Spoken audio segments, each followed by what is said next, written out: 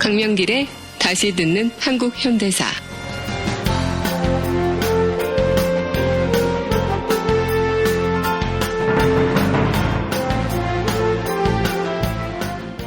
제56강 전쟁 속의 전쟁, 거제도의 6.25.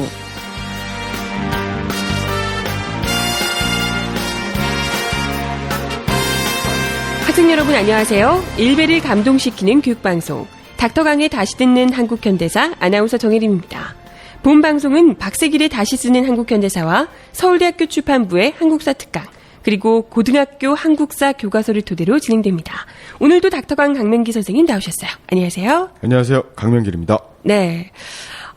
우리가 항상 인사드릴 때요, 정해진 멘트대로 인사를 드리는데, 예. 고등학교 한국사 교과서를 토대로 진행합니다. 이렇게 이야기를 드리거든요. 예. 그런데 요즘에 또 이 고등학교 한국사 교과서 때문에 또 화제더라고요. 예, 말이 많죠. 네네. 이 한국사 교과서를 국정교과서 체제로 전환한다. 네네. OECD 가입 국가 중에 어떤 나라도 그 나라 네. 자신의 나라의 역사를 국정교과서 체제로 네. 가르치는 나라는 없습니다. 네. 그럴 수도 있다라고 생각할 수도 있겠지만요. 새누리당 모 의원에 따르면 국정교과서를 하는 대표적인 선진국으로 북한 꼽고 뭐 이러시던데. 그렇죠. 예. 중국조차도 역사 교과서는 거민정 교과서입니다. 네. 예. 실제로 지금 수능이 50일이 지금 안 남았거든요. 네네. 현실적으로 이승만의 독재를 찬양을 하게 되고, 네. 그다음에 또 식민지 근대화론이라든가 이런 것들, 일본 제국주의 침략을 네. 옹호하는 역사를 왜곡한다라고 하는 한국사의 서술에 대한 네네. 문제도 문제일 뿐만 아니라 네. 현실적으로 네. 우리 대학 입시를 앞둔 우리 학생들에게도 이 한국사가 교과서가 국정교과서 체제로 바뀐다라고 하는 건 대단히 조금 심각한 문제가 있는데요. 단적인 예가 국사시험 문제가 대단히 어려워진다. 수능에서요. 예, 그렇습니다. 네, 학생들에게는 또. 예. 왜 국정교과서 체제가 되면 한국사 시험, 수능에서의 국사 시험이 어려워지냐라고 하면은요. 지금까지는 지금 거민정 교과서 체제이기 때문에 네. 여러 교과서를 네네. 같이 공부하지 않습니까? 네네. 그렇기 때문에 한 교과서에 적시되어 있는 내용이 출제가 되는 경우에는 그 교과서로 배우지 않은 친구들은 불이익을 당하겠죠. 그렇죠. 그러면 실제로 수능 시험을 대비하기 위해서, 국사 시험을 대비하기 위해서는 자기가 배우고 있는 자기 학교의 교과서 말고 다른 교과서까지 공부를 해야 되는 2중 3중의 학업 부담이 생기게 됩니다. 예, 그럴 수는 없죠, 또. 예. 그렇기 때문에 거민정 교과 체제에서는 여러 교과서의 공통된 부분을 중심으로 해서 출제를 하게 됩니다. 네, 그러니까 그렇다면 이제 핵심적인 부분, 가장 중요한 부분만 그렇죠. 잘 공부를 하면 되는 거죠. 예, 맞습니다. 그런데 국정교과서 체제로 공부를 하게 되면 저 또한 고등학교 시절에 국정교과서 체제였는데요.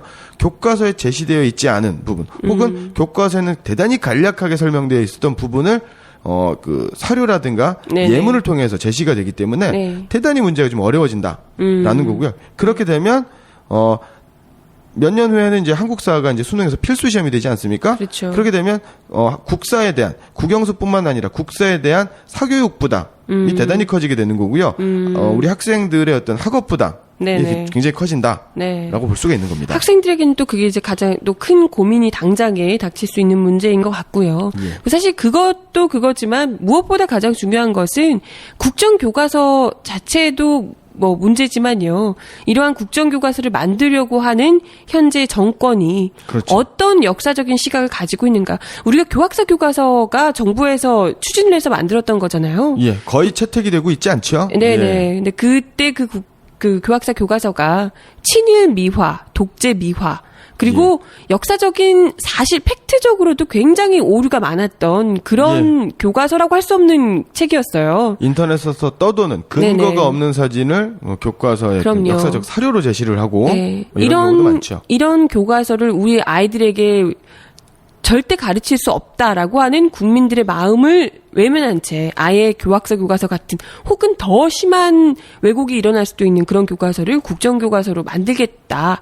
이런 생각을 지금 뻔히 읽을 수가 있기 때문에 예. 많은 역사학자들이 지금 우려를 표하고 있는 것이 아닐까 싶습니다. 예, 그런 것들은 마치 그 염삼섭 선생의 3대라든가 네네. 최만식 선생의 태평천하에 보면 네네. 그 조상님들의 족보를 사지 않습니까? 그쵸. 남의 집 조상한테 남의 네. 집 족보를 보고 그 조상의 제사를 지내는 것과 똑같은 네. 그런 모습을 보이는 것이다. 네. 라고 이제 볼 수밖에 없는 거고요. 이러한 일들은 많은 시민들의 네. 관심으로 이런 것들은 반드시 막아야 네. 되지 않는가라는 네. 생각이 드네요. 예. 또 역사계 쪽에서 우려를 표하고 있는 소식이 또 하나 있는데요. 예. 지금 현재 KBS 신임 이사장으로 발탁이 된 이인호 이사장님입니다. 예. 이분이 알고 보니 이 조부께서 굉장히 유명한 분이라고요? 예. 한국방송통신위원회가 9월 1일 날 이제 그 네네. 긴급회의를 열어가지고 뉴라이트 계열의 원로사학자 이인호 서울대 명예교수를 네네. KBS의 이사장으로 네. 추천할 예정이다라고 했는데요. 네네. 이분의 그 조부죠. 이명세. 이명세는요, 일제강점기 때 조선 유도연합회 상임이사의 자격으로 그 다음에 또 임전보국단 간부로 활동을 하면서 일본 제국주의 침략 전쟁을 부응하고 찬양하는 네. 순회강연. 아주 대표적인 예. 친일파군요. 한국 시민의 본분을 다하고 일본을 중심으로 한 대동아 홍역권을 지키자라고 하는 논설과 한시를 네네. 게재했습니다. 1943년 1월 달 이인호의 조부인 친일파 이명세가 이러한 시를 남겼습니다. 해마다 북벌하고 또 남정하다가 이제야 반도에 새로이 징병제를 실시하네. 내선이 일체되어 은혜를 고루 입으니 앞뒤로 서로 호응하여 한 목소리로 의를 외치네. 네. 이게 이제 빨리 전란 끝나고 승평의 시대로 돌아오는 것이라네. 이러한 시를 남겼죠. 일본 그 제국주의 전쟁을 찬양하고 또 전쟁에 참전하라는 이런 뜻을 담은 시군요. 예. 뿐만 아니라 이인호 교수는 백범 김구 선생에 대해서 대한민국의 체제에 반대한 사람. 네. 그쵸. 이라는 망언을 서슴지 않은 사람입니다. 그리고 또 이제 그때 당시 친일한 것은 어쩔 수 없는 것이었다라는 식의 또 항변을 하기도 했고요. 예. 가장 최근에 친일 청산, 그러니까 광복되고 나서 친일 청산의 노력은 소련의 지령을 받은 것이다. 이런 또 발언을 했다고 하더라고요. 예. 소련의 지령을 받아서 역사 청산을 했다. 완전히 거짓말이고요. 네네. 거짓말일 뿐만 아니라 그것이 설령 거짓말이라 하더라도 역사 청산은 이루어져야 되는 거고 친일 매국노, 민족 반역자들에 대한 처단은 반드시 이루어져야 되는 거죠. 그렇죠. 예. 그것이 누군가의 지령으로 인한 것이었던 손 치더라도 친일 청산은 반드시 이루어졌어야 하는 것이고 그것은 어떤 방식으로든 무조건 옳은 일이었습니다. 예. 민족 반역자와 민족 반역자의 후손들의 추악한 변명이다. 그럼요. 추악한 역사 왜곡이다. 네네. 라고 말씀드릴 수밖에 없습니다. 아무튼 이인호 KBS 이사장, 신임 이사장과 관련해서 앞으로도 계속해서 뭐 뉴스가 나올 것 같은데요. 우리 다드사 함께 해주시는 애청자분들께서도 계속해서 이 뉴스 지켜봐 주시면 좋을 것 같네요. 아무튼 오늘 지금 현재 일어나고 있는 역사들도 이렇게 참 답답한 소식들이 많은데요. 예. 그렇기 때문에 역사들 더 열심히 우리가 배워야 할 것 같습니다. 오늘의 역사 시간에 또 짚고 넘어가 봐야 할 뉴스는 어떤 것들이 있을까요? 예. 1908년 9월 27일. 네. 1908년. 의병장 허위 선생님께서 서대문 형무소에서 네. 교수용으로 순구 가신 날입니다. 허위 선생님께서요? 예. 1908년 5월 24일 연천, 경기도 연천에서 네네. 일본 헌병 부대의 기습을 받아 체포되셨고요.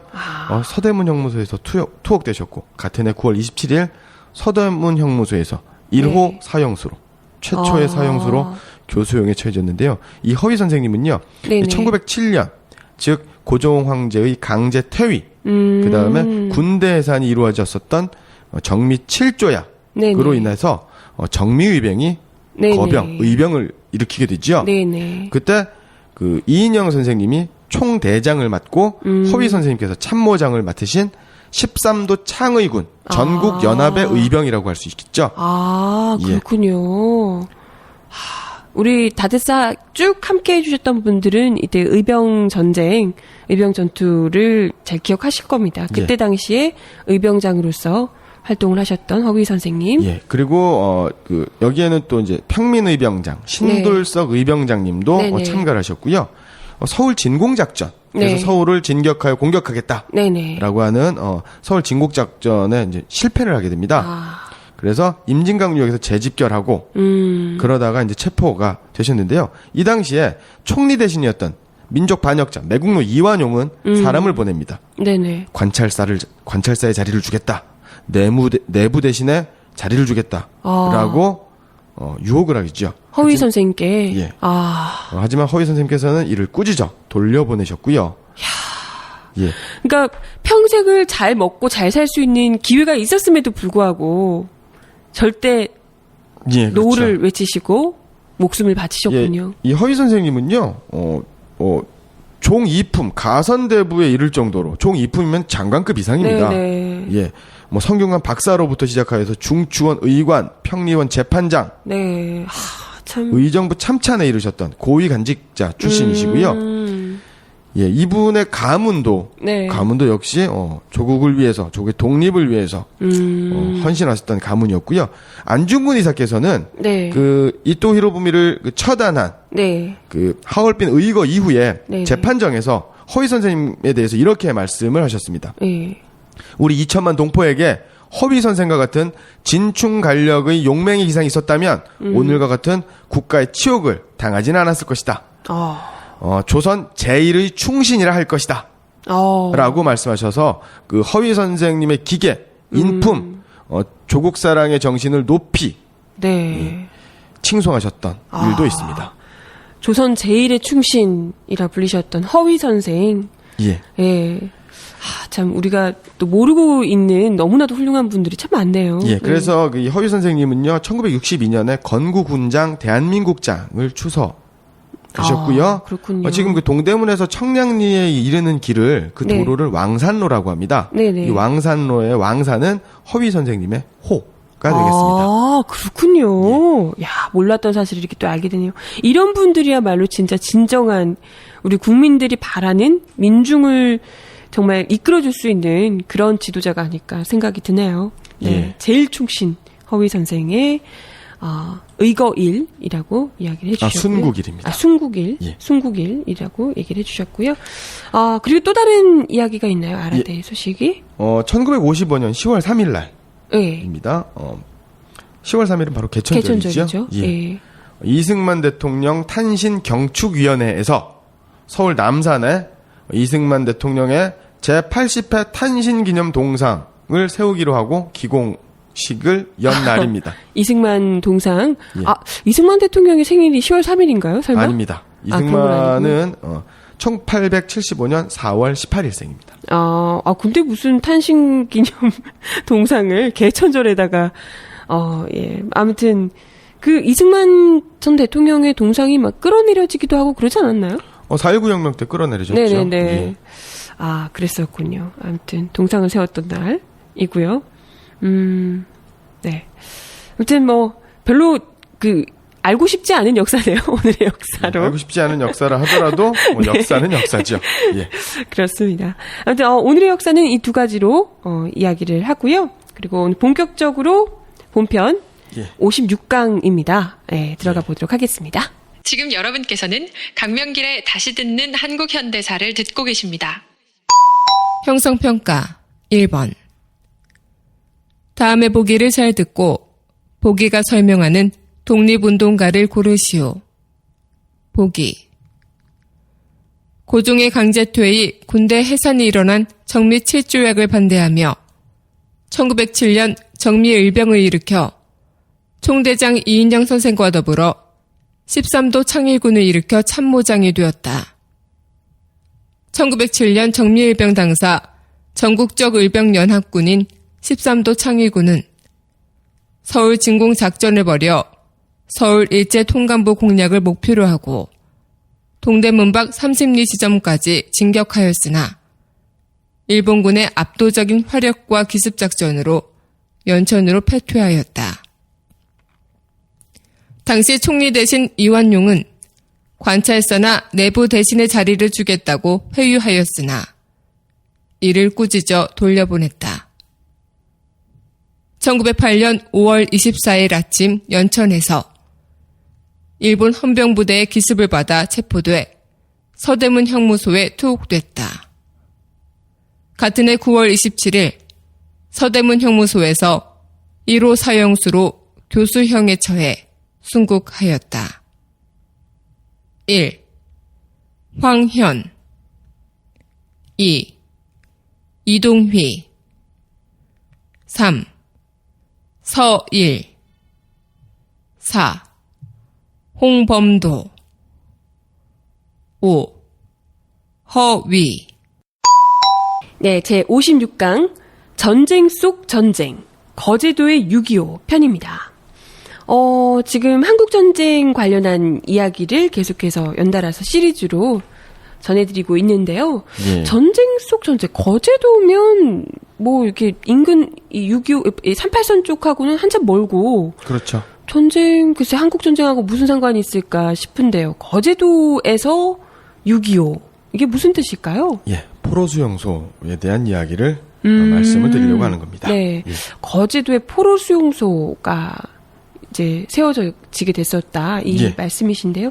포로수용소라고 하면 당연히 우리나라에서 세워진 거니까 뭐 북한군, 그다음에 또 중공군, 네네, 중국군이 되겠죠. 네, 이런 그 적국의 네네, 포로들이 수용되어 있는 거죠. 네.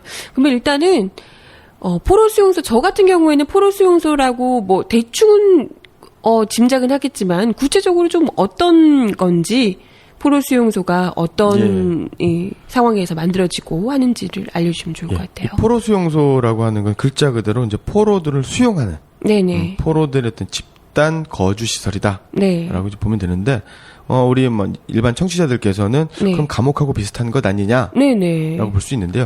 감옥하고는 상당히 다르죠. 감옥은 범죄를 저지른 예. 형을 확정받은 사람들이 수용 생활을 하는 네네. 곳이죠. 그런데 이제 포로들은 죄를 짓지는 않았죠. 네. 뭐 전쟁 전쟁에 참전을 한 거고요. 일단 적국의 병사들을 네네. 집단적으로 이제 수용하는 네. 수용 시설이다 이제 봐야 되는 거고요. 그래서 언뜻 보기에는 감옥과 같지만 네. 감옥과는 좀 다른 체제를 가지고 있는 거죠. 그러면 감옥처럼 이렇게 건물 같은 게 있어서 거기서 이게 한 명씩 방 안에 이렇게 몇 명씩 들어가서 자물쇠로 채워놓고 뭐 이런 구조는 아닌 건가요? 뭐 경우에 따라 조금은 다른데요. 네네. 아무래도 그 이제 그 적군의 네. 적국의 이제 군인들이다 보니까 군인의 특성, 네. 그다음에 또 어떤 그 우리나라 입장에서 대한민국 입장에서 이제 중공군이라든가 북한군은 적 아닙니까? 그렇죠. 그리고 적이면 일단 범죄자와 거의 대등한 수준의 인식과 처우를 네네. 할 수밖에 없겠죠. 네, 그렇죠. 그렇기 때문에 약간 감옥이라고 보기에는 좀 애매하지만 감옥과 그렇게 다른 것도 아니지만 또 감옥과 같지 않은 약간 좀 애매모호한 경계. 이 감옥이라고 하기에는 좀 대단히 특수한 상황이지 않습니까? 네네. 그래서 실제로 그 감옥이다라고 얘기를 하면 개인의 어떤 개인 용품이라든가 이런 것들이 대단히 제한되고 개인의 네. 생활도 대단히 제한되지 않습니까? 예, 예. 근데 그런 것은 조금 아니고요. 좀 자유로운 편인 거죠. 그렇죠. 네. 조금 감옥보다는 자유롭다라고 네. 봐야 되는 거고요. 포로들의 일과 수용소에서 일과를 간단하게 좀 제가 좀 설명을 드리겠습니다. 포로들은 이제 거제도 포로 수용소에 네네. 대한 이야기입니다. 5시 30분에 기상을 합니다. 그리고 동시에 이제 아침 식사를 하게 되고 오전 6시 30분에 전원 집합 점호 이제 인원 체크를 하게 되는 거죠.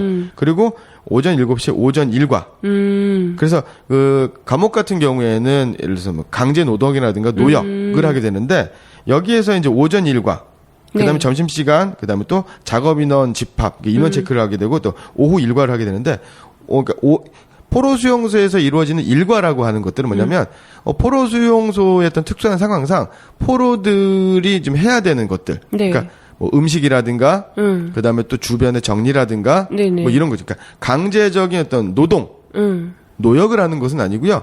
포로 수용소에서의 생활을 유지하기 위해서 영위하기 위해서 하는 행동들을 얘기하는 거죠. 네, 활동들. 예. 예. 그러니까 예를 들어서 뭐 화장실을 치운다거나 네네. 아니면은 뭐 그 포로들의 어떤 뭐 이발을 한다거나 네네. 뭐 이런 것도 하게 되는 거고요.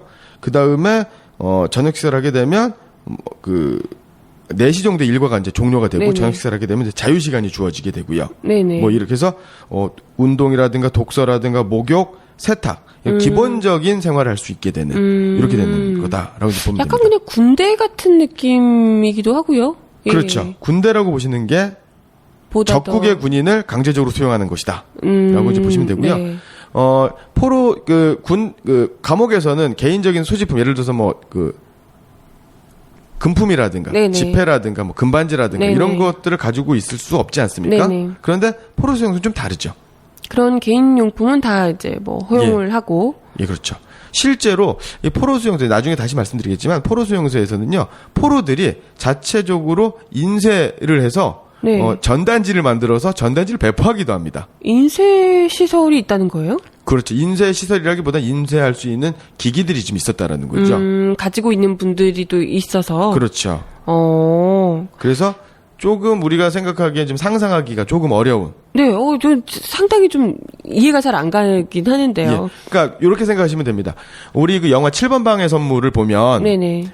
그 감옥 안에 있지 않습니까? 네네. 근데 감옥 안에 별의별 물건들이 다 있잖아요. 그렇죠. 그다음에 군대 갔다 오신 우리 청취자분들도 아시겠지만 군대에서 보면은 반입이 금지된 물품들이 네네. 조금 있지 않습니까? 그렇죠. 그래서 그런 식보다 조금 더 자유로울 것이다. 이라고 생각하시면은 좀 쉽게 네네. 이해하실 수 있을 겁니다. 네. 예. 어쨌든 좀 넓은 이 공간 자체 거제도 전체를 굉장히 넓게 있었고 예. 넓은 공간에서 일단 외부로는 밖에 나가지 못하도록 관리를 하지만 그 안에서는 상당히 조금 자유로운 형태로 각자 생활을 영위할 수 있도록 그런 시스템이 있었다는 거고요. 이걸 이제 어쨌든 감시하는 건 우리 군에서 이 포로 수용소를 만든 건가요? 예, 포로 수용소는요. 네. 대한민국 국군이 관할하는 포로 수용소도 있었고요. 네네. 그다음에 미군이 관할하는 포로 수용소가 있었고요. 이 거제도 포로 수용소 같은 경우는 대표적인 우리나라의 포로 수용소였는데 네. 이 같은 경우는 미군이 관할하는 유엔군이 관할하는 포로 수용소였죠. 그러면 일단 일종의 감옥으로 치면 이제 간수들이 있는 것처럼 예. 미군에서 이들을 이제 통솔하고 하는 이 미군에서 그렇죠. 병사들이 있었을 것이고요. 그 지휘 아래 이 포로들이 있었을 겁니다. 그러면 포로들이 한 대략 몇 명 정도나 됐을까요? 약 17만 명 정도가 굉장히 많았네요. 예. 그래서 이 거제도의 전체 거의 네네. 전체가 포로 수용소였다라고 이제 보시면 되고요. 오. 지금 거제도에도 지금 포로 수용소의 어떤 그 유적을 보존을 해서 어떤 기념공원 내지는 어떤 기념시설로 좀 만들어 놓아서 전시를 하고 있고요. 실제로 그렇군요. 체험도 좀 할 수가 있습니다. 굳이 그걸 체험을 할까 싶긴 한데요. 저도 이제 한 십수년 전에 네네. 거제도 포로 수용소를 갔다 와본 적이 그래요? 있습니다. 예, 굉장히 넓습니다. 어떤 체험을 하나요? 그냥 둘러만 봤죠. 예. 그렇군요. 예. 굳이 체험을 하고 싶진 않을 것 같은데. 예, 그러면 이 포로 수용소가 이제 네네. 어떻게 만들어지고 언제부터 시작이 되었는지를 좀 네네네. 간략하게 하려면 이제 전쟁이 어떤 양상으로 이루어졌는지를 다시 한번 정리해드리는 게 좀 맞을 것 같아요. 많이 들으셨겠지만. 1950년 6월 25일 북한군의 전면적인 남침으로 이제 전면전이 이제 시작이 되지 않습니까? 그렇죠. 예, 그래서 파죽지세로 북한 인민군이 서울에서 낙동강까지 네. 그래서 경상남도의 일부 지역, 그다음에 제주도를 제외한 한반도 전역을 네네. 점령하게 되는 거고요. 그러다가 한 두 달 정도 있다가 그 1950년 9월 25일 인천 상륙 작전이 감행이 되지 않습니까? 네. 그러면서 이제 서울이 수복이 되면서 유엔군과 국군이 파죽지세로 그렇죠. 또 진격을 하게 되는 거고 그래서 네네. 압록강, 두만강까지 네. 이제 진격을 하게 되는 거고 그리고 나서 중공군이 참전하면서 또 유명한 밑으로. 일사후퇴에서 이제 국군과 유엔군이 남쪽으로 밀려 내려오게 되는 거죠. 네네. 그러면서 38선을 경계로 해서 밀고 밀리는 치열하고도 지루한 네. 전쟁이 고착화되는 네네. 상태가 있게 되는 거고요. 이 포로 수용소는 1950년 7월에 대전에 이제 포로 수용소가 처음으로 만들어지게 되고요. 그 다음에 그러면서 이제 거제도, 부산 뭐 이런 곳곳에 그럼 전쟁 도중에 이제 포로 수용소가 만들어져서 일찍 만들어졌네요. 전쟁 그렇죠. 시작하고 얼마 안 돼서부터. 예, 맞습니다. 예. 예. 그렇게 이제 포로 수용소가 만들어졌고요. 우리가 잘 아는 것처럼 작전권이 네. 대한민국 국군에서 미국으로 미국으로 이제 이양이 네. 되죠. 이양이 되면서 그 포로 수용소의 많은 부분이 미군 관할로 이양이 되게 되는 거죠. 네네. 예. 그리고 이제 아까 말씀드렸던 것처럼 중공군이 참전을 하게 되고 네. 또 인천 상륙 작전이 성공적으로 끝나면서 포로의 수가 북한군의 포로의 수가 대단히 많이 증가를 하게 되는 거죠. 네네. 아까 17만 정도. 예. 이게 거제도 포로 수용소에서만 그렇다는 얘기인가요? 그렇죠. 거제도 포로 수용 아니죠. 다른 포로 수용소도 있었는데 포로들의 그 수가 거의 약 17만 명에 달했다. 아, 전체적으로? 예, 예. 이렇게 되는 겁니다. 아. 그래서 1950년 이제 11월 27일부터 거제도에 대규모 포로 수용소가 건설이 되게 되는 겁니다. 네네. 예. 그리고 이제 거기에 많은 인원이 다른 곳보다도 가장 큰 규모가 큰 포로 수용소였다는 거잖아요. 그렇죠. 네. 250만 평입니다. 그러니까 그 수도권에 있는 대학의 규모는 조금 작죠. 땅값도 네네. 비싸고 그러다 네네. 보니까 근데 이제 그 지방에 있는 대학이 뭐 100만 평 정도면 대단히 큰 캠퍼스 아닙니까? 그런 캠퍼스를 한 3개 정도 합쳤다라고 보시면 되고요. 그러면서 이 거제도의 포로 수용소를 만들기 전에 원래는 이제 제주도에다가 포로 수용소를 만들려고 했습니다. 네네. 그런데 제주도 같은 경우에는 여러 가지 문제점이 있습니다. 4.3 사건, 4.3 항쟁으로 인해서 그 제주도에는 좌경 용공부자들이 많다. 속된 말로 빨갱이들이 많다. 네. 그러니까 포로 수용소를 제주도에 건설할 경우 위험할 수 있다. 라는 문제가 하나 있었고요. 두 번째로는 제주도는 이제 물이 좀 부족하지 않습니까? 그래서 용수 공급, 용수 확보가 좀 안 되는 문제. 그다음에 또 육지와의 거리가 좀 멀다라고 하는 문제가 있었고 또 하나는 대한민국 임시정부가 제주도로 천도할 가능성이 높다. 피난 갈 수 있겠다. 그렇기 때문에 그곳에 포로 수용소가 있다라고 하면 대한민국 정부가 위태롭다라고 해서 그래서 그러한 여러 가지를 도망을 어디까지 가려고? 그렇죠. 그래서 네. 그런 것들을 고려했을 때 거제도가 제주도가 가장 비슷하면서도 용수 확보라든가 이렇게. 그래서 실제로 거제도에 살던 5천여 가구가 강제로 쫓겨나게 되는 거죠. 그 그렇죠. 과정에서 살해당하기도 하고 폭행당하기도 하는 일들, 네네. 민간인들의 피해와 학살이 네. 진행되기도 했었던 거고요. 네. 이 포로와 관련된 그 거제도 포로 수용소와 관련된 작품이 있죠. 유명한 최인훈 선생님의 광장이라고 할 수도 있고요. 네네. 뭐 이호철 선생님이라든가 김소진 선생의 소설도 네네. 좀 나와 있는 부분이 좀 있습니다. 네. 그러면 이제 이 포로 수용소 안에 잡혀온 포로들이 물론 적국의 병사들이 뭐 대부분이었겠지만 예. 좀 어떤 구성이 좀 있었을까도 얘기해 주시죠. 말씀하신 대로 이제 대표적으로는 북한군, 네. 그다음에 이제 중국군, 중공군이 되겠죠. 네. 그다음에 뭐 소련군도 있었을 것 같고요. 그렇죠. 예. 소련군은 거의 없었습니다. 그렇군요. 그다음에 이제 북한군, 중국군이 대다수였고요. 네. 그다음에 남한 출신의 북한군. 남한 출신의 북한군? 대표적인 사람이 이제 시인 김수영 선생이 이제 서울에 있다가 잡혀요. 그래서 이제 조선 의형군에 이제 입대를 하게 되는 거죠. 끌려가는 거죠. 그러니까 말씀하신 지금 말씀드린 것처럼 이제 북한이 이제 서울을 점령하게 되지 않습니까? 네네. 2달의 기간 동안. 네. 그러면서 전쟁이 점점 치열해지면서 그 군사력 군인이 부족하게 되는 거죠. 남한도 마찬가지고 북한도 마찬가지고 그래서 네네. 강제 징집을 하게 되는 거죠. 그 과정에서 이제 남한에 살고 있었던 사람들이 군인대로 끌려와서 북한군이 되는 경우. 그렇구나. 뭐 북한에 있어서도 그 정규 북한군도 있었지만 네네. 그다음에 그냥 강제 징집당한 징병에 의한 네. 그 일반인들이 양민들도 있었을 양민들도 이제 거고요. 군인 된 경우도 있었고요. 그다음에 또 민간인 억류자의 문제가 또 좀 심각한데요. 예를 들어서 이제 그 북한이 그 인천 상륙작전으로 면서 패퇴하게 되면서 네네. 이제 몰려가면서 그 유엔군과 그 국군이 진격을 하지 않습니까? 네네. 그래서 평양을 점령하게 됩니다. 거기서 민간인들을 잡아다가 빨갱이다, 북한군이다, 라고 해서 잡아오는 경우도 많았고요. 피난 가던 피난민들을 반항한다라는 이유로 잡아서 포로로 이렇게 만든 경우도 좀 있고요. 군인이 아니었는데 원래는 이제 포로라고 하면 적국 군인들을 이렇게 잡아서 예. 포로를 삼게 되는데 그러니까 민간인들도 이제, 말씀드리면 이거 북한군의 출신도 대단히 다양하고 그다음에 네네. 또 투철한 투철한 공산주의자부터 네. 일반인, 네. 농부들까지 아주 다양한 성향이었다라고 보니까 이 포로 수용소의 어떤 구성원의 성격을 그 2차 대전이라든가 1차 대전의 포로들과 같다라고 보기는 대단히 어렵다라는 거죠. 네네. 예. 다양한 성향의 사람들이 예, 포로로 이렇게 되는 잡혀왔었고요. 그러면 이게 좀 물론 미군이 포로 수용소를 관리를 하기 때문에 그 관리 체계대로 움직이긴 하겠지만 그래도 굉장히 자율적인 조직이었단 말이에요. 포로 수용소가 아예. 그렇죠. 그러니까 네. 이렇게 되는 겁니다. 실제로는 이제 군인들의 조직이었지만 네. 거기는 민간인도 있게 하다 네, 네. 보니까 군인들의 어떤 상명하복의 위계 질서와 예, 예.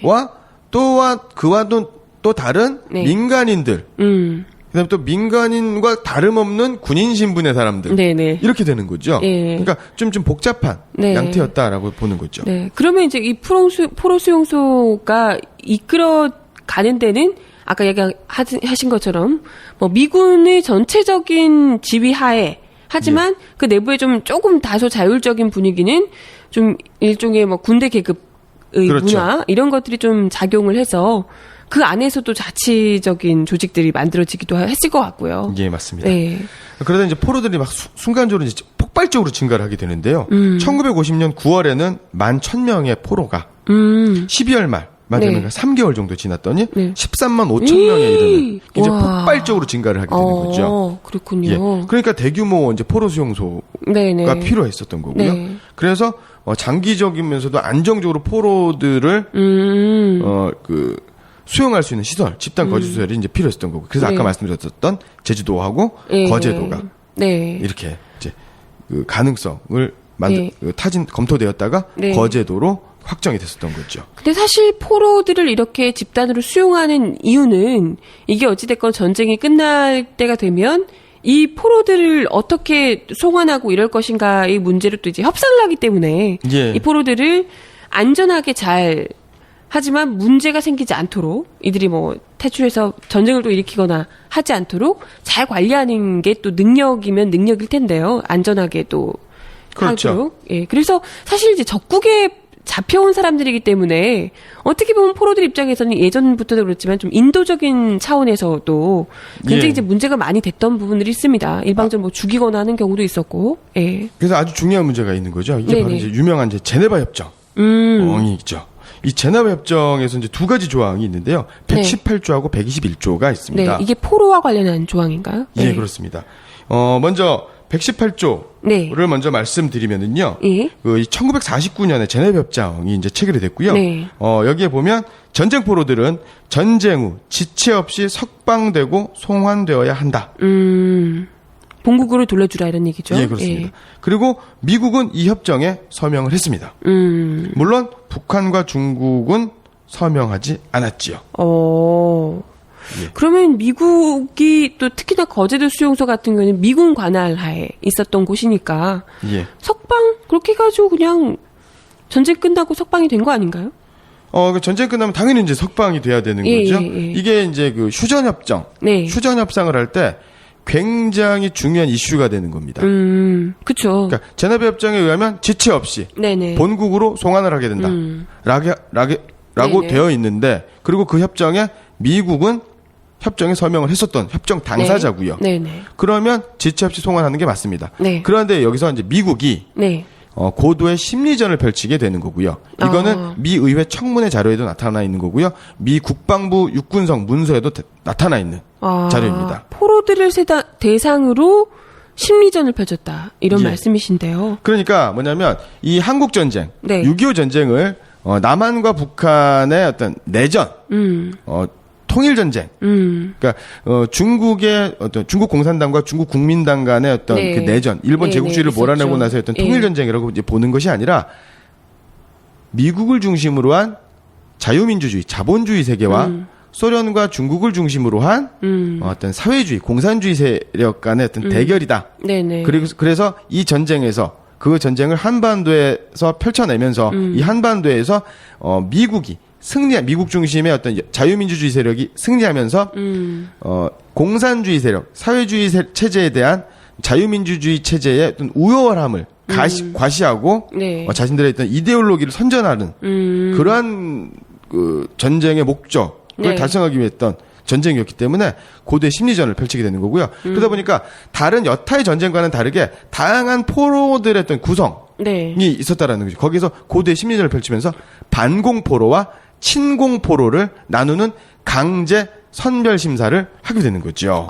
강제 선별 심사. 예. 이걸 미군에서 일단 관리를 하는 도중에 포로들한테 일일이 이제 심사를 하게 된다는 말씀이신가요? 그렇죠. 어. 당연히 그 포로들 입장에서는 네. 그 아무리 뭐 민간인도 있고 이렇다 하더라도 네. 대부분이 그 절반 넘는 수가 50% 넘는 수가 인민군. 네. 북한군이었다라는 그렇죠. 거죠. 예. 그렇기 때문에 북한군에서는 당연히 그것을 반대하는 거죠. 그렇죠. 그러면서 가장 근거로 했었던 게 제네바 협정이었다라는 거죠. 그리고 그 인민군이 아닌 그 인민군 출신이 아닌 민간인들 중에서도 그 미군과 지금 내통하거나 네. 국군과 내통하는 네네. 사람들이 있었다는 거죠. 그 사람들 중심으로 해서 단체를 하나 만들게 되는데 이게 바로 대한반공 청년단이라는 조직이 있는 겁니다. 그러니까 포로 수용소 안에 조직이 하나 생기는 거죠. 그와 동시에 친공, 네. 공산주의 계열의 포로들을 중심으로 해방동맹이라고 일컬어지는 조선노동당 거제지부가 결성이 되기도 하는 거죠. 와, 아니 상식적으로는 전부 다 이제 이 한국 전쟁 중에 적국 병사로 끌려온 사람들이에요. 그러니까 일종의 인민군과 뭐 중공군 그리고 플러스 알파 뭐 비슷한 성향을 가진 사람들. 그래도 아무리 그렇다 하더라도 좀 이렇게 공산주의에 가까운 이런 사람들일 거라고 생각이 들고요. 다 사실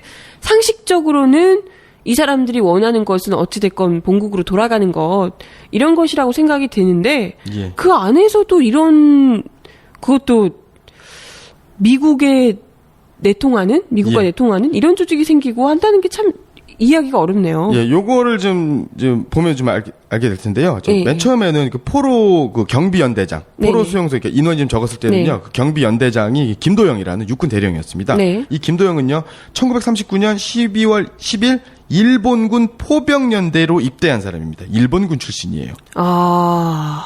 그렇군요. 예. 친일파군요. 그러다가 그 1941년 네. 일제가 패망하기 5년 전이죠. 네. 이때 그 예비사관학교, 일본의 예비사관학교에 입교를 하게 되고요. 네. 그리고 졸업을 하는 거죠. 그러니까 일본군 장교죠. 일본군 장교가 예. 북한 포로들을 수용하고 있었군요. 예. 예. 그런데다가 그 김도영 대령이 이제 그만두게 되고 나중에 경비를 누가 하냐면 미군의 CIA. CIE는 바로 미군의 비밀 경찰입니다. 그다음에 CIC. 그러니까 육군 방첩대. 그다음에 CID. 해군 특무대. 굉장히 공을 들인 거네요, 그러면. 그러니까 그 경비 부대의 어떤 그 경비 인력의 구성원을 보더라도 네네. 이것이 일반적인 포로 수용소의 역할을 그러게요. 만들었다라고 보기는 좀 어렵다라는 거죠. 네네. 예. 그러면서 포로 수용소가 설치되면서 포로들을 좌우 이념에 따라 이제 선별하는 강제 분류 심사 작업을 하게 되는 거죠. 약간 일종의 이간질 같은 개념일 수도 있을 것 같고요. 예. 너 어느 편이야? 이런 걸 이제 포로들 사실 그냥 상식적으로 봤을 땐 다 같은 한 편인 것 같은데 이 사이에서도 니들 내 말 따를 놈과 안 따를 놈을 나눠. 뭐 이런 식으로 이제 좀 갈라치기를 한 게 아닐까 싶기도 합니다. 그렇습니다. 네. 그 당시 그 조선노동당 거제지부 이제 친공 포로들의 이제 조직이죠. 여기에 어떤 지도자 급이라고 할 수 있는 사람이 이제 박상현이라고 하는 사람인데요. 네네. 이 박상현 같은 사람은 하버로프스크 대학을 졸업을 하고 러시아의 소련의 조선공산당 당원이 됩니다. 그리고 1951년 11월경에 거제도 포로 수용소로 들어온 것으로 추정이 되고 있는데 포로가 되어서 네. 들어왔다라는 설도 있고 네. 의도적으로 들어왔다라는 설도 있습니다. 사실은. 예. 그러니까 지금 아까 말씀드렸던 것처럼 미군에 의해서 어떤 포로들의 어떤 이념에 따라서 나누려고 하니까 이것을 막기 위해서. 그리고 북한군의 입장에서는 이 포로 수용소는 또 제3의 또 다른 전선 아닙니까? 그렇죠. 그러다 보니까 여기서 북한군의 포로들의 어떤 사상적인 그다음에 또 어떤 군인으로서의 네네. 어떤 신분을 유지하고 그것을 고양시키고 각성시키는 것이 대단히 중요할 겁니다. 왜냐하면 자꾸 이제 미국에서 아까 나중에 다시 말씀드리겠지만 미군에 의해서 고도의 심리전을 하게 되는데 이것을 휘말리게 되면 이 사람들이 송환이 되었을 때 중국군은 중국으로 가게 되고 북한군은 북한으로 가게 되면 그렇죠. 반정부 세력이 될 가능성이 있지 않겠습니까? 네네. 이런 것. 그래서 실제로 이 미군들은 이 포로들에게 의무적으로 강제적으로 종교를 선택을 하게 됩니다. 그래서 기독교, 불교, 카톨릭 이 세 가지 종교를 선택하게 돼서 기독교 같은 경우는 일주일에 3번의 그 어떤 예배, 그 다음에 한 2시간 정도의 기도 시간 이런 거를 강제적으로 하게 해요. 이렇게 되니까 그 속에서 어떤 반공에 대한 네네. 반사회주의적인 반공산주의적에 대한 그 교육을 하게 되는 거고 그것에서 뭐 그것을 참가하면 뭐 먹을 것을 더 준다거나 네. 이런 회유라든가 압박을 이제 동시에 진행을 하게 되는 거죠. 네, 이게 이제 정신적인 측면에서 예. 공산주의, 원래는 이제 공산주의에 익숙한 사람들을 조금씩 흔들어 놓기 위한 좀 심리전, 이런 게 아니었을까라는 생각이 드는데요. 예. 이러다가, 그 포로들 사이의 어떤 이념적인 성향에 따라서 친공포로와 반공포로로 나누어지게 되고. 네네. 그런데 이런 그 강제분류심사라고 말씀드렸잖아요. 네네. 이 강제분류심사를 막 하다 보면, 그 포로들이 집단적으로 저항을 하게 됩니다. 그래서 강제분류심사가 이루어진 곳도 있고, 네. 이루어지지 않은 곳도 있고, 이루어지다 만 곳도 있게 되는 거죠. 그러니까 이게 그 곳이라는 것은 그 안에서도 여러 조직이 있었기 때문에 그렇죠. 같은 뭐 방이라든지 예. 이런 그 중에 어떤 방에서는 분류가 이루어져서 그렇죠. 깔끔하게 나눠졌고 그렇죠. 또, 그리고 어떤 그 막사에서는 분류가 이루어졌음에도 불구하고 대단히 엉성하게 이루어졌기 때문에 네네. 이게 원래는 이런 부분을 좀 잘 알려면은 최인훈 선생의 이제 광장이라는 소설에 보면은 네. 그 주인공 우리 명준이가 네. 주인공 명준이가 포로 포로 네. 이제 심사를 할 때 네네. 맨 처음에는 미군들이 옵니다. 미군하고 네. 이제 국군 통역관이 와가지고 회유를 막 합니다. 그랬더니 난 싫다. 라고 얘기하고 또 북한군 장교들하고 막 나와가서 또 북한으로 와라라고 또 회유를 하게 됩니다. 그래서 싫다. 이런 것들이 자체가 불법입니다. 사실은. 지체 없이 아까 말씀드렸던 제네바 협정 118조에 의해서 무조건 지체 없이 본국으로 송환을 해야 되는 거예요. 이 사람들을 뭐 회유하거나 설득하는 것 자체가 말이 안 되는 거라는 그렇죠. 거죠. 국제법 위반인 거죠. 그런데 이런 회유가 이루어졌는데 이런 회유도 이루어지지 않고요. 김소진 선생의 소설에 보면 이런 구절이 있습니다.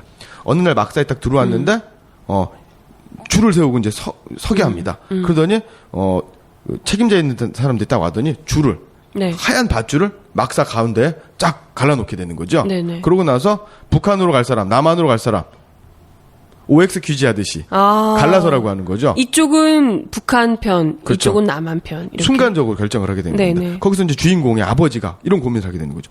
북한에는 가족이 있는데 북한으로 가자니 죽었는지 살았는지 모르겠고 가면 포로 출신이라고 되게 박대받을 텐데 남한으로 가자니 남한에는 아는 사람도 없고 어떻게 할까 저떻게 할까 하다가 망설이게 돼서 그냥 엉겁게 그 포로 수용소 안에 친구가 저쪽에 있으면 공산당 쪽으로 가고 남한 쪽에 있으면 남한 쪽으로 이런 어이없는 결과도 있었다라는 거죠. 예. 그러다 보니까 실제로 나름대로 친공포로하고 반공포로가 분류가 된 곳에서는 나름대로 친공포로가 있는 곳에서는 그 인공기라고 하죠. 북한 국기라든가 이제 뭐 적색기, 공산주의를 상징하는 국기를 개항을 하고 노래 부르고 이러지만 또 반면에선 태극기를 꼭 개항을 하고 노래 부르고 이러한 게 갈등이 생기는 거고 중간 같은 경우에는 예를 들어서 뭐 공산당 포로가 많다, 친공 포로가 많은 경우에서는 반공 포로들은 대단히 많이 핍박을 받겠죠. 그 반대로 반공 포로가 압도적인 그 막사에서는 친공 포로가 핍박을 받게 되는 거죠.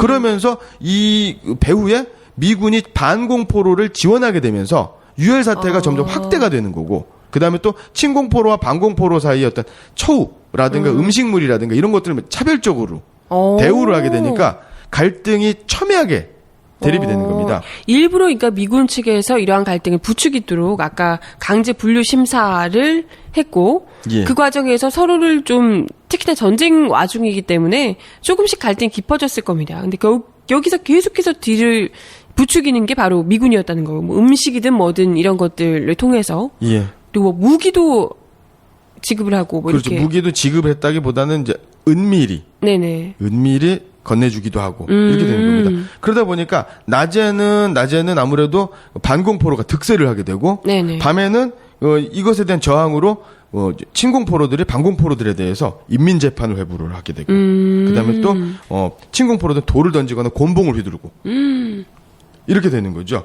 실제로 그 인민재판의 예를 들어보면 인민재판에서 이제 자신의 죄를 자기가 비판을 네네. 하게 되는 겁니다. 그리고 거기 막사에 있는 같은 포로들이 지적을 하게 되는 거예요.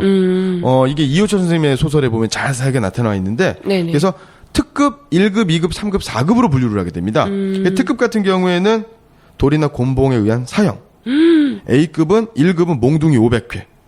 뭐 2급은 400회. 이렇게 하게 되고 그래서 죽습니다. 어머. 사형이 있으니까. 그렇게 되면 수용소 안에 땅바닥에 묻던가 아니면 토막을 내서 변소에 넣었어요. 변소에 넣어요. 헐. 그리고 나중에 그 변소에 있는 뭐라 그럴까요? 똥이죠. 분뇨를 네네. 처리하는 과정에 같이 섞어 가져서 나가서 버리고. 어머. 이런 일들이 뭐 비일비재한 거죠. 아, 그렇군요. 예. 그래서 12월에만 친공포로들의 습격을 받아서 반공포로 14명이 사망합니다. 이게 그 포로 수용소 73동에서만 일어난 일입니다. 아. 그러니까 이 반공포로하고 친공포로의 갈등은 거의 뭐 그 전투 상황, 전쟁 상황이다. 라고 볼 사람을 뭐 만큼. 죽이고 이럴 정도니까요. 예. 그러다가 이런 것들이 더 폭발하게 된 계기가 바로 휴전협정이었다라는 거죠. 이 휴전협정의 당사자가 바로 이제 북한하고 미국 아닙니까? 그렇죠. 예, 북한과 미국이 어떤 갈등을 네네. 하게 되는 건데 네. 이런 것들이 포로 수용소에까지 전파가 되면서 내용들이 알려지게 되면서 네네. 왜냐하면 정전협정, 휴전협정 중간에도 전투는 이루어졌고 네. 그 전투 중에서 잡힌 사람들도 있지 않습니까? 그렇죠. 그럼 밖의 상황을 알게 되는 거예요. 네네. 그럼 이제 포로가 돼서 들어오게 되는 거죠. 네네. 상황이 전파가 되고 이러면 갈등은 더 커지게 되는 거고. 네네. 그리고 또 중요한 게 바로 뭐냐면 아까 말씀드렸었던 제네바 협정 제 118조. 그래서 포로는 전원 자동 송환해야 된다. 라는 조항이 있는데 121조라는 게 있습니다. 네. 121조에 의하면 어떤 포로가 죽음이나 부상을 당할 경우 그것이 다른 포로에 의한 것이라 할지라도 그 책임은 수용소 당국에 있다. 아, 그러면 미국에게 그 문제가 있다는 거죠? 그렇죠. 그 책임은 미국에게 네네. 귀결이 된다라는 거고요. 그 이야기는 뭐라고 하냐면 그러니까 죽여도 내 책임이 아니다. 미국 책임이다. 포로 수용소 관리자의 책임이다라고 하는 게 아니라 그런 유혈 사태라든가 사망 사건이라든가 이런 사고가 일어나지 못하게 할 의무와 책임이 포로 수용소를 운영하는 미국 측에 있다라는 거죠. 그러니까 포로 수용소의 관리 책임을 강화하는 이런 거죠. 2번. 다음의 보기가 설명하는 국제협약은 무엇인지 고르시오. 보기. 이 협약은 국제적십자위원회가 창설된 이듬해에 각국 정부에 의해 제정되고 조인되었다. 이 협약의 세 번째 분야에 전쟁 포로의 대우에 관한 내용이 명시되어 있다. 이에 따르면 전쟁 포로는 전쟁 중 교전 상대방에게 붙잡혀 자유를 박탈당했으나 국제법 또는 특별협정에 의해 대우가 보장된 적국민으로 정의되고 있고 어떤 때에도 항상 인도적으로 대우받아야 한다. 또한 인간적 존엄성이 손상되어서는 안 된다. 음식과 구호품을 제공해야 하고 정보를 알아내기 위해 압박을 가해선 안 된다. 전쟁 포로의 죽음이나 건강상의 심각한 위협을 불러일으킬 수 있는 어떤 불법적 행동이나 태만 행위도 금지되며 본 협약의 심각한 위반으로 간주된다. 포로가 범죄를 저지른 경우가 아니라면 전쟁이 끝난 뒤 지체 없이 본국으로 귀환시키고 범죄자일 경우라도 특별 군사 재판 아닌 일반 군사 재판에 회부되며 3심 제도가 적용된다. 1. 524 조치 2. 한미 FTA 3. 가스라 테프트 밀약 4. 을사늑약 5.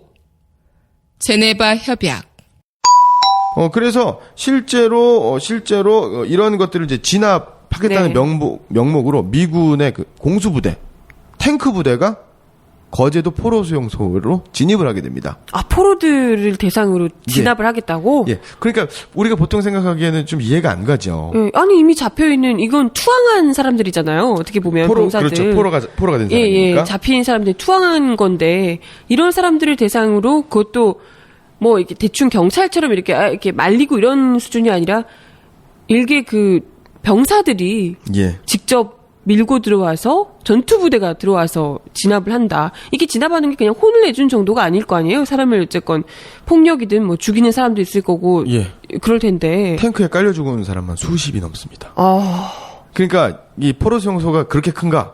250만 평입니다. 아, 네. 거제도 전체가 포로 수용소다. 그리고 포로 수용소가 20만에 가까운 17만 명이었다. 네네. 라고 한다면 17만 명이면 어지간한 수도권의 소도시가 그죠. 소도시의 인구가 맞먹는 겁니다. 네네. 그러니까 그 동네 자체가 다 포로예요. 아, 그렇군요. 이렇게 되는 것이 있다라는 겁니다. 네네. 그러다가 엄청난 사건이 일어나게 됩니다. 뭔가요? 그 포로 수용소의 어떤 소장이었던 네. 도트 준장이 포로들에 의해서 포로가 됩니다. 포로의 포로가 예, 되나요? 포로의 포로가 됩니다. 아. 예, 이 도트 준장이 이제 포로 수용소의 소장으로 이제 부임한 이후 포로에 대한 잔악행위가 더욱 빈번하게 됐었는데요. 네네.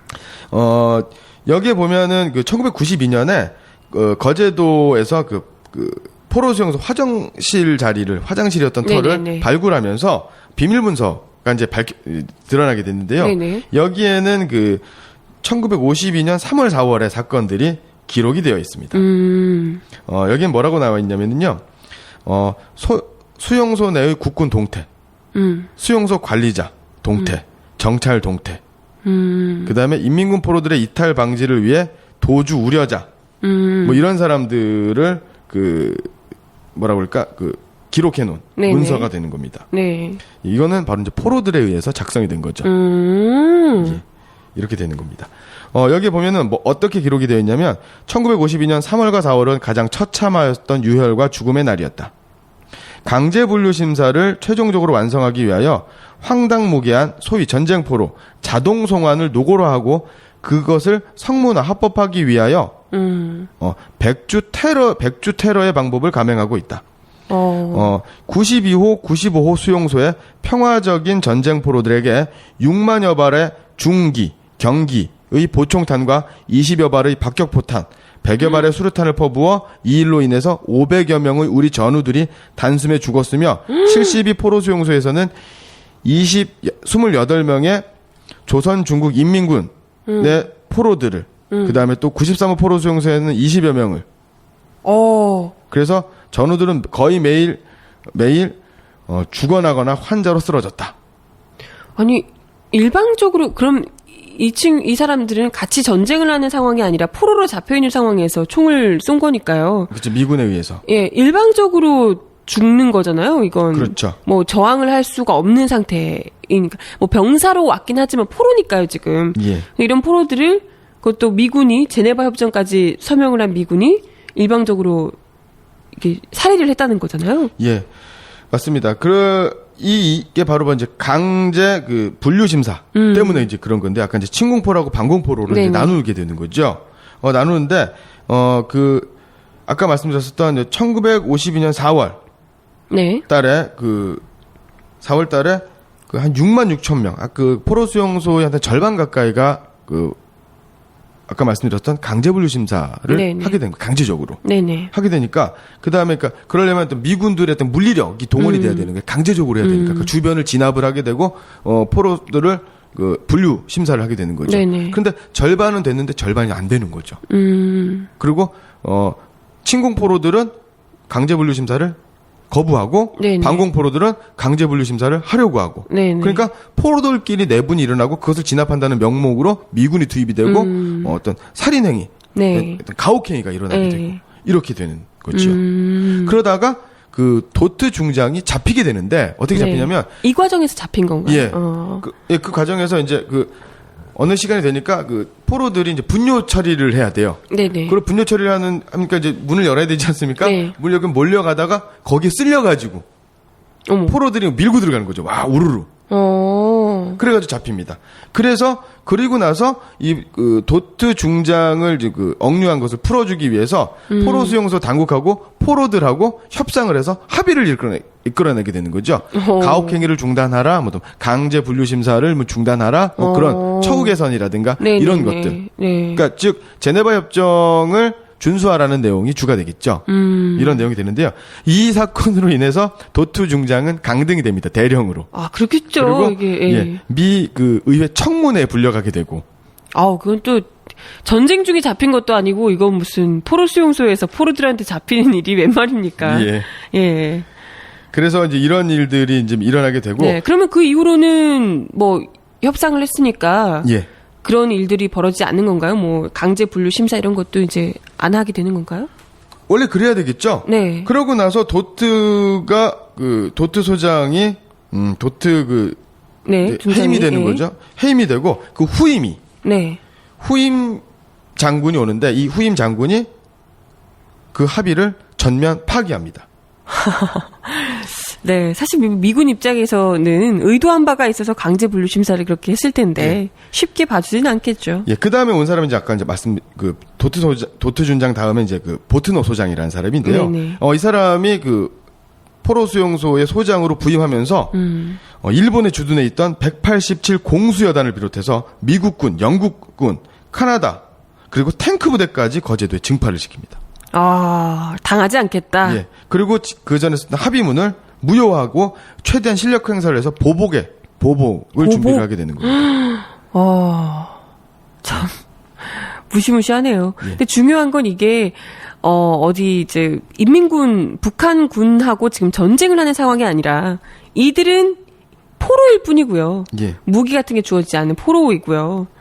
해봤자 뭐 이렇게 많지 않습니다. 몇만 명이라고 하지만 그리고 갇혀 있는 상황이고요. 근데 여기다가 대고 지금 미군이며 각종 유엔군들이 다 뭉쳐서 이들을 보복하겠다고 그것도 그러고 맞습니다. 있다는 거죠. 그게 바로 이제 분리작전인데요. 이렇게 침공포로하고 반공포로를 분리하겠다. 네. 그다음에 또 친공포로 중에서도 하여튼 극렬한 친공포로, 그러니까 뭐 지도부급 정도가 되겠죠. 네네. 지휘관급하고 그 성향이 약간 그 미군의 통제가 가능할 것 같은 이렇게 이제 분류를 하게 되는 거죠. 네. 성향에 따라서 등급별로. 그러면 이제 지도자급은 주로 없애려고 했겠어요? 예, 네. 그렇습니다. 그래서 5,000명, 6,000명 정도가 수용되었던 그 수용소도 있고 1,000명, 네. 2,000명 단위로 수용소가 네네. 수용됐었던 있는데 포로들을 500명 단위로 나누어서 왜냐하면 그래야 이제 미군들이 이제 관리하기가 쉬우니까 이렇게 하다가 이 과정에서 아까 그 북한 포로들의 어떤 지도자라고 했었던 인민군 포로 대표자였던 박상현이 미군에 의해서 살해되는 일도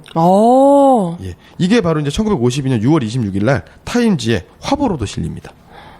그렇군요. 그리고 이런 것들은 대부분 미 육군성 네네. 미국 정부의 승인 네. 혹은 어떤 지침이 있었다라는 거죠. 이것이 다 바로 이제 그 역사적인 사료로 정보 문서가 다 공개가 되고 있는 상태고요. 그렇군요.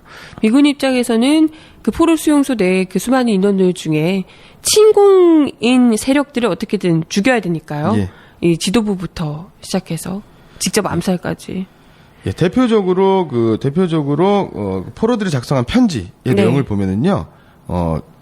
하루 아침에 6,800명의 포로들 중에서 2,200명의 전우들이 무참하게 학살당했다.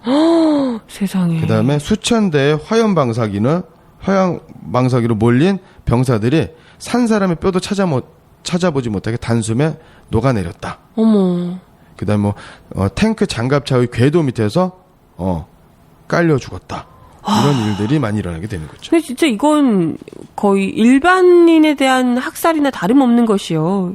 이게 궁지에 몰려있는 도망갈 곳이 없는 사람들 그리고 한 거하고 반하고 같이 맞서 싸울 수 있는 능력이 없는 사람들을 대상으로 이렇게 학살이 자행된 거잖아요. 그렇죠. 그게 너무나도 끔찍하네요. 예, 결국에 아까 말씀드렸었던 강제분류 심사라고 네. 하는 건 결국에는 사상교육의 문제가 되는 거거든요. 네네. 그러면서 그 어떤 자유민주주의가 공산주의보다 우월하다라고 하는 체제 네. 우월성을 선전하기 위해서 네네. 실제로는 그 전쟁포로 재교육의 계획이라는 미명하에 미국 트루먼 대통령의 어떤 허가가 있었던 겁니다. 그러면서 그 미국의 그 심리전 본부가 지시를 하는 거. 그렇군요. 지라는 거죠. 네. 예. 그러니까 이 과정에서 이 안에서 계속해서 이 일종의 설득하는 작업이 설득과 협박이 동시에 일어나면서 친공인 사람들 혹은 어중간한 사람들이 계속해서 반공으로 돌아섰도록 그 안에서 그렇죠. 조작 심리전으로 예. 개입을 했다는 거고요. 그러다가 이제 그 1951년 10월 25일부터 52년 10월 8일까지 그 정전 회담이 네네. 이제 지속이 되지 않습니까? 네네. 이런 과정에서 포로 송환 문제가 이제 최대의 어떤 핵심 쟁점이 조금 되는 거죠. 아, 이제 예. 포로 전쟁이 끝났으니까 끝난 정전협정에서 포로를 어떻게 예. 할 것인지. 예. 그러니까 이제 그 북한 측은 바로 제네바 협정에 의해서 포로는 완전 송환한다. 완전 송환해라라고 요구를 한 거고요. 네. 미국은 자기들이 서명한 제네바 협정을 위반하면서 자의에 따른 포로 개인 선택에 따른 자유의사를 존중한 송환을 하겠다. 그런데 지금 아까 지금 말씀드렸던 포로 수용소의 상황이 네. 자의적 선택이라고 보기가 좀 어려운 거죠. 그렇죠. 예. 예. 아, 그러네요. 협박과 좀 두려움 이런 것들 때문에 침공인 경우에는 무참한 학살이 자행되고 있었고, 뭐 전부는 그렇죠. 아니겠지만, 그런 상황에서 눈치 보기 식으로, 이러다간 죽겠다 싶어서, 이 반공을 선택한 사람들도 있었던 거라는 거죠. 그렇죠. 예, 예. 그렇게 되면 가장 난처해지는 사람이 어쨌든 간에 휴전협정이 성립이 되고 네. 전쟁이 중단이 되면 가장 위태로운 사람이 바로 이승만입니다. 왜냐하면 그죠. 이승만 같은 경우에는 그 전쟁 나기 전에 얼마나 실정을 네. 물가 상승부터 해가지고 네. 어떤 자기 정적을 살해하고 이런 엄청난 그 독재의 만행을 저지르지 않았습니까? 네. 근데 전쟁이 끝나면 이 전쟁의 책임으로부터 자유로울 수 없는 사람 그쵸. 이라고 볼 수 있는 거죠. 그러니까 이승만은 전쟁이 빨리 끝나는 것을 원하지 않는 거죠. 네. 그래서 이승만은 독단적으로 또 강제적으로 반공포로들을 탈출시키려는 노력을 하게 됐죠. 에? 그게 바로 1953년 6월부터 네. 6월 18일부터 6월 21일까지. 그러니까 정전협정이 조인이 된 게 7월 달이거든요. 네네. 그러니까 바로 직전에 부산의 수용소, 그 다음에 또 다른 수용소들의 포로들을 다 탈출시켜 버립니다. 헐. 아니, 본국으로 돌려보내야 되잖아요, 포로는. 그렇죠. 근데 그냥 탈출을 시켜준다고요? 예. 이게 이제 문제가 되면서 이제 그 휴전협정이 좀 지연되게 되기도 하고 아. 이렇게 되는 겁니다. 그러니까 정말 전쟁을 원하지 않은 사람은 아니었던 것 같네요. 예. 분명하네요, 그건. 네. 그래서 27,300명의 포로들이 탈출을 하게 되는 거죠. 예. 이게 굉장히 위험한 전쟁 상황에서 어찌됐건 포로를 무작위로 그냥 협정이 되지 않은 상태에서 그냥 이렇게 풀어주게 된다는 건 어찌됐건 전쟁 국면에서 자국의 이득에서도 굉장히 위험할 수 있는 상황이거든요. 이들이 만약에 갑자기 또 나와서 그렇죠. 얼마면 전쟁을 일으킬 수도 있는 거잖아요. 다시 또. 그렇죠. 전쟁은 이루어졌어. 전쟁은 그 남한과 북한의 정규전은 네. 중단됐다고 하더라도 그때만 해도 빨치산, 지리산이라든가 그렇죠. 산간 지역을 통해서 빨치산 무장 게릴라들 활동 있지 않았습니까? 네네네. 그러면 포로들이 나가가지고 무장 게릴라에 결합을 한다거나 그럼요. 아니면 뭐 속된 말로 폭동을 일으킨다거나 그렇죠. 테러를 한다거나 예, 이럴 수 충분히 있지 그럴 수 않습니까? 있는 상황인데. 이게 대통령, 국군 통수권자, 아니면 또 국민의 생명과 안전을 지키는 최고 통치자로서 할 수 있는 일이냐. 아, 정말 국가보다도 그 위에 본인 개인의 이익만 생각하고 모든 행동을 다 하시는 분이다. 이렇게 생각할 수 있을 것 같네요. 그래서 이러저러한 우여곡절 끝에 포로 교환이 이루어지게 되는 거고요. 휴전협정이 조인된 1953년 8월 5일부터 9월 6일까지 네. 총 88,596명의 포로를 교환하는 것으로. 그래서 유엔군이 남한 있죠. 네. 유엔군이 공산군 측에 인도한 포로가 75,823명. 수가 굉장히 적네요. 그죠. 절반 예. 정도가 이제 반공포로가 되는 거죠. 자유의사에서. 그 다음에 공산군 측이 유엔군 측으로 인도한 포로가 12,773명 있고요. 여기에는 일본군도 있습니다. 네. 일본군 역시도 참전했다 이야기 들으셨는데. 아니, 그러면 어찌됐건 제네바 협상과는 맞지 않는 거잖아요. 그렇죠. 그러니까 반공포로며 뭐 이런 풀어준 사람들도 있겠거니와 예. 그 외에도 한국에 남겠다라고 이야기를 한 본인의 의지로 얘기하신 분도 계실 거고 어쩔 수 설득과 없이. 협박으로 얘기하신 분도 계실 거고 아무튼 그렇죠. 그런 텐데요. 그래서 이제 아까 말씀드렸던 것처럼 22,000명 정도는 북으로도 남으로도 가지 않겠다. 중립국으로 가겠다. 그래서 네. 22,000명이 중립국으로 된 거고요. 귀환을 거부한 포로들은 전향을 하거나 네. 사망을 하거나 혹은 전향을 거부해서 대한민국에서 장기수로. 그렇죠. 복역을 하기 예. 쉽게. 그래서 오늘날까지도 그 장기수 문제. 네네. 한 10년 전인가요? 12년 전인가요? 그 북한의 그 종군기자 출신으로 갔다가 그 포로가 돼가지고 억류가 됐었던 이인모. 네. 라는 그 노인분이 계시는데 이분이 네. 이제 북한으로 이제 송환이 된 거죠. 김대중 정부 때인가. 그런 일이 있었고요. 아직도 포로는 포로 문제는 아직도 현재 진행형이다. 이제라고 이제 볼 수가 있는 거죠. 네. 예. 아, 참, 그런 일들이 또 있었군요. 북한에서도 어쨌건 마찬가지로 포로 수용소가 있었을 텐데요. 예. 여기서 그럼 북한 역시도 우리 미군 쪽에서 원하는 자는 내보내주지 않았으니까, 원하는 자는 내버려두고 이제 보내주지 않았으니까, 북한 쪽에서도 포로 수용소에서도 비슷했을 수 있겠네요? 정도에 좀 다르겠지만, 네. 정도에 좀 다르겠지만, 그럴 수 있었겠죠. 지금 이제 북한 포로 수용소에 관련된 사료, 가 없기 때문에 정리된 것이 이렇게 많지가 않기 때문에 제가 네. 뭐라고 단언할 수는 없겠지만 남한에서 이루어진 것과 지금 정도의 차이는 좀 있겠지만 네네. 적어도 이건 북한을 옹호하려거나 이런 것이 아니라 북한은 제네바 협정에 네. 준하는 것을 하려고 했었다라는 거죠, 사실은. 네. 그럼에도 불구하고 남한에서 이제 그렇게 나오니까 어차피 그 당시는 이제 전쟁의 국면이었고 네, 전쟁의 네, 시기였으니까 북한에서도 남한과 같은 일련의 어떤 선별 심사, 네. 이념에 대한 선전. 그래서 최대한 많은 인원을 북한에 남기려고 했었던 노력을 하지 않았겠는가는 네. 합리적인 의심이다. 합리적인 네, 추측이다라고 네. 볼 수가 있겠죠. 네. 예. 아, 참, 역시나 또 한 번 우리 한국전쟁 이야기를 드릴 때마다 생각이 드는데요. 전쟁에서 결국은 피해자는 전쟁을 바라지 않고 이렇게 평화롭게 살고 싶어 하는 사람들은 절대 정치권이 지도자급은 아닌 것 같고요. 예. 결국에는 피해를 입는 것은 오로지 죄 없는 백성들밖에 없다 이런 생각을 또다시 하게 되네요. 예. 네. 여기에서도 거제도 포로 수용소에 있던 미군들의 만행에 대해서는 구체적으로 이제 말씀드리진 않았는데요. 예, 예. 이 포로들뿐만 아니라 거기에 살고 있었던 우리 민간인, 네. 우리 거제도의 양민들, 주민들도 엄청난 피해를 입었습니다. 땅을 빼앗기고 삶의 네네. 터전을 빼앗긴 것은 말할 것도 없고, 미군들이 막 돌아다니면서 행패를 부리고 살인, 폭행, 강간, 네. 이런 미군 범죄가 많이 엄청난 있었죠. 일이 있었습니다. 네. 예. 3번. 보기의 문학작품에 쓰인 소재의 공통점을 고르시오. 보기. 최인훈 광장. 박영준 용초도 근해. 이호철 나상. 김수영 어느 날 고궁을 나오면서. 1. 경산 코발트 공산 학살 사건. 2. 통영 거제 지심도 학살 사건. 3. 거창 양민 학살 사건. 4. 한강철교 폭파 사건. 5. 거제도 포로 수용소.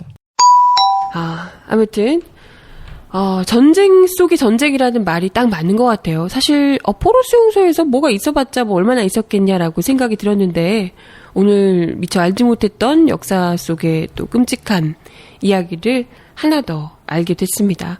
거제도 포로 수용소에서 있었던 그 안에서 있었던 극심한 이념. 사실 그 안에서 정말 중요한 건 이념은 아니었지만요. 오히려 본인들의 이익에 맞춰서 이념을 갖다 대서 예. 그들을 서로를 반목하게 만들고 그 안에서 죽고 죽이게 만들었던 또 학살하게 만들었던 그런 끔찍한 이 포로 수용소 이야기를 또 함께 하시게 됐습니다. 예. 전쟁 속의 전쟁 거제도의 6.25편 제56강 마무리하면서 말씀드리실 게 있을까요?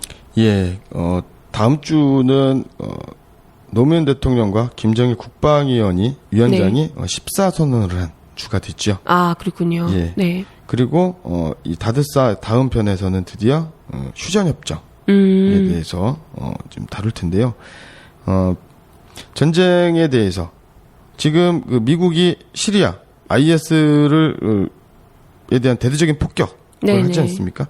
전쟁으로 인해서 가장 피해를 보는 사람들은 아무 죄 없는 우리 국민들입니다. 그럼요. 두 번 다시 이런 전쟁은 막아야 될 거고요. 이 전쟁을 막으려면 지난날의 일을 통해서 우리가 역사적 교훈을 좀 얻어야 될 것이고요. 그렇죠.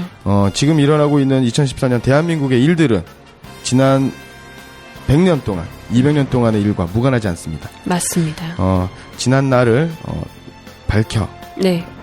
밝혀서 오늘날의 어떤 등불로 삼을 수 있는 네네. 그러한 일들을 중단 없이 계속해야 되지 않을까라는 생각이 듭니다. 네. 예. 오늘도 강의 감사하고요. 저희는 다음 주에 뵙겠습니다. 고맙습니다. 네, 감사합니다.